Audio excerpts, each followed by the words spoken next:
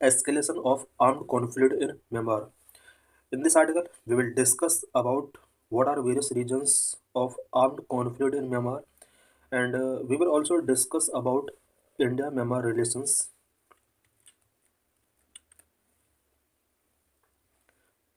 The conflict between ethnic armed organizations and the military junta in Myanmar has created a serious humanitarian crisis. Myanmar के अंदर ethnic armed organisations ईएओ और military जनता के बीच में जो conflict चल रहे हैं, इन कॉन्फ्लिक्ट ने सीरियस ह्यूमैनिटेरियन क्राइसिस क्रिएट किया है म्यांमार के अंदर. Recently Myanmar Janata air strike killed 40 persons in a village. Recently Myanmar जनता ने म्यांमार के एक विलेज में अबाउट 40 पर्सन्स को किल किया है. Some experts on Myanmar have called for India to review its policy and establish channel with the EAO to help the affected civilians. India में कुछ expert ने, स्पेशली जो म्यांमार रिलेशंस के expert हैं, उन्होंने डिमांड किया है कि इंडिया को अपनी म्यांमार पॉलिसी को रिव्यू करना चाहिए और EAO के साथ एक चैनल इस्टेब्लिश करना चाहिए सो दैट अफेक्टेड सिविलियंस की हेल्प की जा सके. As Myanmar marked 3 years of military coup, India has called for complete cessation of violence in country and its transition towards inclusive federal democracy. Myanmar के अंदर military कूप को 3 years complete हो चुके हैं. इंडिया ने कॉल किया है, डिमांड की है कि म्यांमार के अंदर वायलेंस का कंप्लीट सीजेशन होना चाहिए और फेडरल डेमोक्रेसी वहाँ पर इस्टेब्लिश होना चाहिए.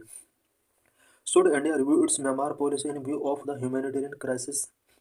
बिकॉज म्यांमार के अंदर ह्यूमैनिटेरियन क्राइसिस हो रहे हैं. क्या इसको देखते हुए इंडिया को अपना म्यांमार पॉलिसी रिव्यू करना चाहिए? इससे रिलेटेड आर्टिकल है 2021 military coup and the civilian armed struggle. 2021 में किस तरह से मिलिट्री कूप हो और सिविलियन आर्म्ड स्ट्रगल किस तरह से म्यांमार के अंदर राइज हुए, इससे रिलेटेड कुछ पॉइंट्स हम यहाँ पर डिस्कस करेंगे. Military coop in 2021. Aung San Suu Kyi, National League for Democratic Victory in the 2020 elections sparked concern among the military. आंग सान सू की का NLD party, national league for democracy, इस पार्टी ने 2020 इलेक्शंस में विक्ट्री गेट किया और इस विक्ट्री की वजह से मिलिट्री में कंसर्न स्पार्ड होने स्टार्ट हो गए. इट मीन्स ये जो आंग सान सू की विक्ट्री थी, मिलिट्री को ये विक्ट्री एक्सेप्टेबल नहीं था. The military alleged electoral fraud and stage the coup in February 2021. Military ने आंग सान सू की जो NLD पार्टी थी, इस पार्टी के ऊपर या इलेक्टोरल प्रोसेस जो भी था उस पर कुछ फ्रॉड के एलिगेशंस इम्पोज किए और 2021 फरवरी में इसने एक मिलिट्री कूप स्टेज किया. Aung San Suu Kyi and other leaders were detained, sparking widespread protest and a violent military crackdown. Military coup के बाद आंग सान सू की और अदर लीडर्स को डिटेन कर लिया जाता है. म्यांमार के अंदर वाइड स्प्रेड प्रोटेस्ट होते हैं, वायलेंट मिलिट्री क्रैकडाउन होते हैं. Anti Janata armed struggle. Various ethnic armed organizations and people's defense forces intensified their resistance against the military regime, resulting in escalating conflict across the country. Myanmar के अंदर military regime के बाद, because 2021 में यहाँ पर military कूप होता है और मिलिट्री रिजेम यहाँ पर स्टार्ट हो जाता है. मिलिट्री रिजेम के अगेंस्ट EAO और PDF के द्वारा वेरियस रेजिस्टेंस इंटेंसिफाई होते हैं. EAO means ethnic armed organisations and PDF means people's defence forces. इनका मिलिट्री रिजेम के अगेंस्ट रेजिस्टेंस होता है, जिसकी वजह से म्यांमार के अंदर कॉन्फ्लिक्ट स्टार्ट होते हैं. Brief history of political unrest in Myanmar. Myanmar के अंदर पॉलिटिकल अनरेस्ट के क्या क्या रीजन्स हैं. Parliamentary democracy phase. First phase of military rule. Phase of political conflict within the military. Phase of democratic tensions, इसमें कुछ phases के बारे में हम डिस्कशन करेंगे। ये वो फेज है जिसकी वजह से म्यांमार के अंदर पॉलिटिकल अनरेस्ट रेज हुआ है। Parliamentary democracy phase, Myanmar gained independence from British rule in 1948. The country established a democracy based on the parliamentary system of government. 1941 में म्यांमार इंडिपेंडेंट हो जाता है ब्रिटिश रूल से। इट मीन्स इंडिया के independence के 1 year बाद Myanmar independent होता है ब्रिटिश रूल से, और कंट्री के अंदर डेमोक्रेटिक रूल यहाँ पर स्टार्ट होता है, जिसमें parliamentary system of government establish की जाती है। First phase of military rule, in 1962 General Ne Win stage a coup establishing a military dictatorship. 1948 से 1962 के बीच में म्यांमार के अंदर डेमोक्रेटिक पार्लियामेंट्री गवर्नमेंट होती है। 1962 में जनरल नाविन ने यहाँ पर कूप स्टार्ट किया और मिलिट्री डिक्टेटरशिप यहाँ पर इस्टेब्लिश किया गया। The Burma socialist programme party became the country's sole political party. BSPP party यहाँ पर सोल पॉलिटिकल पार्टी बन जाती है। BSPP means Burma socialist programme party. यहाँ से मिलिट्री रूल इसका स्टार्ट हो जाता है। फिर जो political conflict within the military के अंदर कुछ पॉलिटिकल कॉन्फ्लिक्ट होते हैं। In 1988 General Saw Maung seize control of the government, overthrow the BSPP due to widespread economic decline and corruption. Military rule BSPP के द्वारा जो किया जाता है, उस रूल में various economic decline, various corruption होते हैं एंड इकोनॉमी का यहाँ पर डिक्लाइन होता है। इस वजह से BSPP को ओवरथ्रोन करके 1988 में जनरल सॉ मोंग ने यहाँ पर गवर्नमेंट का कंट्रोल अपने अंडर में ले लिया। 1988 में जो मिलिट्री रूल था, उस मिलिट्री के अंदर पॉलिटिकल कॉन्फ्लिक्ट होते हैं और एक पर्टिकुलर पार्टी यहाँ पर BSPP के थ्रू इस पर रिजाइन स्टार्ट किया जाता है। बट यहाँ पर जनरल सॉ मोंग ने इस गवर्नमेंट के पूरे पावर को अपने अंडर ले लिया। How the military continue to rule under the state peace and development council. 1988 के बाद भी कंटिन्यू मिलिट्री रूल रहता है और ये military rule state peace and development council के अंडर किया जाता है। पहले जो मिलिट्री रूल था वो BSPP के अंडर था, अब जो मिलिट्री रूल था वो state peace and development council के अंडर था। Phase of democratic transition, in 2010 the SPDC held elections paving the way for a quasi civilian government. SPDC state peace and development council 2010 में SPDC के द्वारा elections कराए जाते हैं और इन elections में क्वासी सिविलियन गवर्नमेंट यहाँ पर बनाने के लिए कुछ इनिशिएटिव लिए जाते हैं। SPDC के थ्रू 2010 से पहले यहाँ पर रूल किया जाता है। एक टाइप का मिलिट्री रूल था, बट SPDC ने 2010 में यहाँ पर इलेक्शंस कंडक्ट कराए और क्वासी सिविलियन गवर्नमेंट के इस्टेब्लिशमेंट के लिए यहाँ पर इनिशिएटिव टेकिंग की। आंग सान सू की national league for democracy won the 2015 election. इन्हें इलेक्शंस का जो कंटिन्यूएशन रहता है, 2015 में अगेन इलेक्शंस कंडक्ट कराए जाते हैं म्यांमार के अंदर। 2015 में आंग सान सू की NLD पार्टी विन कर जाती है 2015 इलेक्शन में और यहाँ से अगेन डेमोक्रेटिक ट्रांजिशन होता है। इसके बाद 2021 में आंग सान सू की गवर्नमेंट को फॉल डाउन कर दिया जाता है और फिर से यहाँ पर मिलिट्री रूल स्टार्ट हो जाता है 2021 में, और जो कंटिन्यू अभी भी चल रहा है। Issue of massive influx of refugee in India, India में रिफ्यूजी का मैसिव इन्फ्लक्स हो रहा है। इससे रिलेटेड कुछ पॉइंट्स में यहाँ पर डिस्कस करेंगे। Current ongoing armed struggle between the military junta and the people's defence forces in Chin region, Sagaing region have led to massive influx of refugees in India, especially in Mizoram and Manipur. Myanmar के अंदर military junta and peoples defence force के बीच में जो armed struggle currently चल रहे हैं, specially chin and संगिंग reason के अंदर ये कॉन्फ्लिक्ट चल रहे हैं।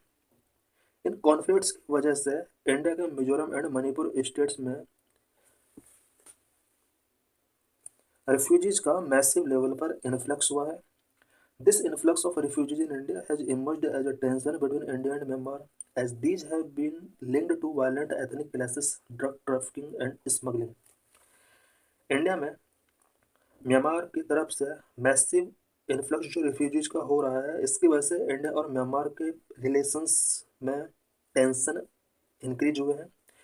बिकॉज रिफ्यूजीज का जो लिंकेज है वो वायलेंट इंडिया में violent ethnic clashes, drug trafficking and smuggling से इनका रिलेशन है।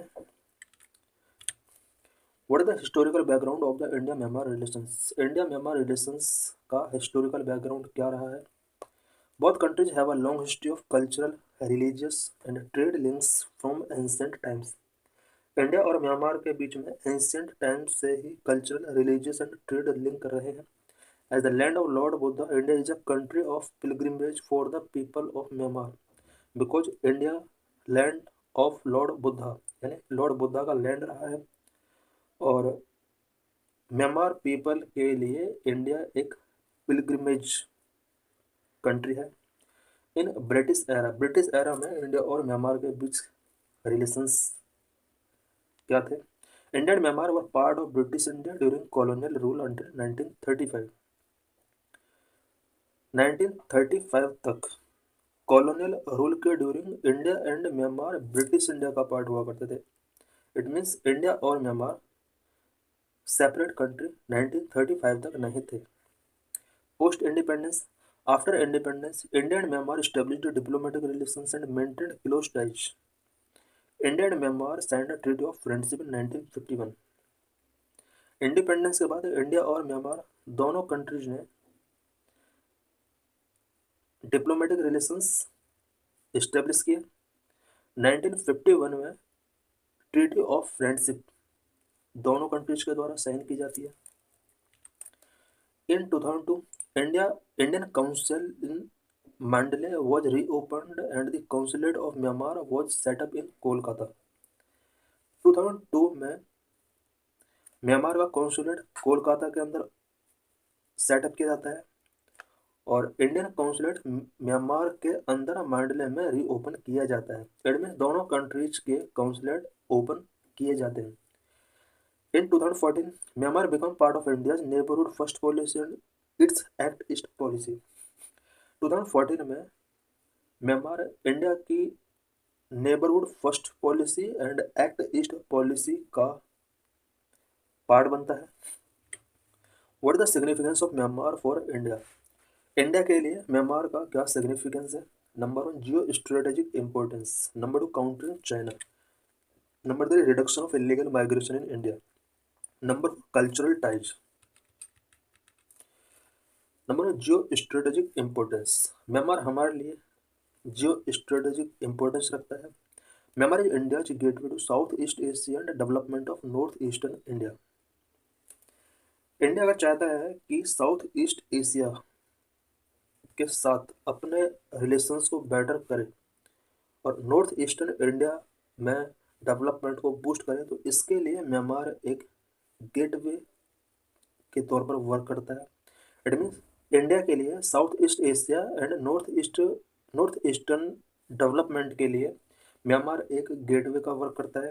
Myanmar is an important pillar of India's neighbourhood first policy and act east policy. India की neighbourhood first policy and act east policy के लिए Myanmar एक important pillar है। For example, development of India Myanmar Thailand trilateral highway, Kaladan multi modal transit transport corridor rely on Myanmar. India Myanmar Thailand trilateral highway establish कर रहा है and Kaladan multi modal transit transport KMMTT corridor establish कर रहा है। ये दोनों project Myanmar पर ही डिपेंड हैं। Number 2, countering China. Myanmar is crucial for India to counter its growing influence in the south east Asian region. India अगर चाहता है कि साउथ ईस्ट एशियन रीजन में चाइना के इन्फ्लुएंस को कम किया जाए और इंडिया के इन्फ्लुएंस को ग्रो किया जाए, तो इसके लिए म्यांमार एक इम्पोर्टेंट रोल प्ले कर सकता है। Because south east Asian reason के अंदर चाइना का जो इन्फ्लुएंस है, असर्टिवनेस जो वो इंक्रीज हो रहा है, उसको कंट्रोल करने के लिए म्यांमार इंडिया के लिए एक इम्पोर्टेंट कंट्री है। For example, India is developing a Sittwe port in Myanmar's Rakhine state to counter the Chinese fronted Kyaukphyu port. Because China Myanmar के अंदर क्योंकि पोर्ट इस्टेब्लिश कर रहा है, एज ए काउंटर इंडिया भी Myanmar के अंदर सितवी पोर्ट रखाइन स्टेट के अंदर डेवलप कर रहा है। Number 3, reduction of illegal migration in India. A stable Myanmar is necessary to reduce the illegal Rohingya and Chin migration in India। India में चिन migration और रोहिंग्या के इलीगल माइग्रेशन को अगर रिड्यूस करना है, तो इसके लिए इम्पोर्टेंट है कि म्यांमार के अंदर स्टेबिलिटी आए और इंडिया को अपना रोल म्यांमार में स्टेबिलिटी लाने के लिए करना चाहिए। Number 4, cultural ties. Buddhism, which is the majoritarian religion in Myanmar, has its root in India, which has led to huge cultural similarities between India and Myanmar। Because Myanmar के अंदर majority people का Buddhism people का है, और इस वजह से India and Myanmar के बीच में कल्चरल सिमिलरिटीज बहुत ज़्यादा है। Major areas of cooperation between India and Myanmar. India और म्यांमार के बीच में कॉपरेशन के मेजर एरियाज कौन कौन से हो सकते हैं? Number 1, trade and economy. Number 2, infrastructure and connectivity. Number 3, defence cooperation. Number 4, multilateral partnership. Number 5, cooperation in education and research. Number 6, humanitarian aid and disaster relief. Trade and economy. Bilateral trade between India and Myanmar has grown from $12.4 million in 1980-81 to $2.18 billion in 2016-17। India और Myanmar के बीच में 1980s में 1980-81 में जहां पर bilateral trade $12.4 million था, वहीं 2016-17 में बायलैटरल ट्रेड 2.18 बिलियन तक रीच हुआ है। Indian company such as Essar, GAIL and ONGC Videsh limited have invested in Myanmar's energy sector. India के कुछ company such as Essar, GAIL and ONGC Videsh limited ने म्यांमार में एनर्जी सेक्टर में ह्यूज इन्वेस्टमेंट कर रखा है। Number 3, infrastructure and connectivity. India-Myanmar relations has been boosted by the key connectivity projects. India has invested deeply in the infrastructure project in Myanmar। India और Myanmar के relations की connectivity projects के through boost होते हैं, because India ने Myanmar के अंदर various infrastructure projects पर इन्वेस्ट कर रखा है। अब कौन कौन से इंफ्रास्ट्रक्चर प्रोजेक्ट इंडिया ने म्यांमार के अंदर इस्टेब्लिश किए हैं? Number 1, India and Myanmar inaugurated the 250 kilometre Tamu Kalewa Kalemyo highway, popularly called the Indo Myanmar friendship road in 2021।